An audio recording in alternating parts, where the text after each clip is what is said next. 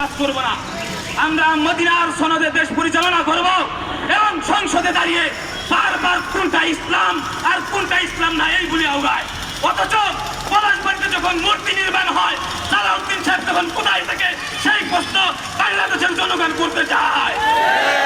সংগ্রামী জনতা, সালাউদ্দিন সাহেবকে প্রশ্ন করতে চাই, আপনি এত ইসলাম বুঝেন সেই তাহলে আপনি পলাশবাড়ির মূর্তির বিষয় কেন বুঝেন না?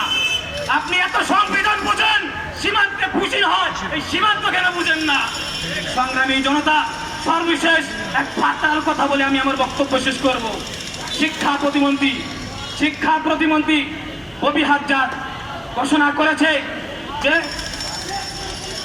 করেছে নতুন শিক্ষাক্রমে নাট্য, গান, সঙ্গীত ইত্যাদি যুক্ত করবে। আমরা তাকে বলে দিতে চাই সাবধান হয়ে যান।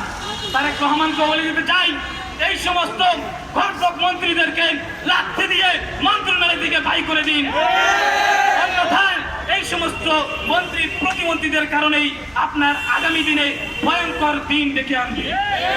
ওয়ালাইকুম আসসালাম।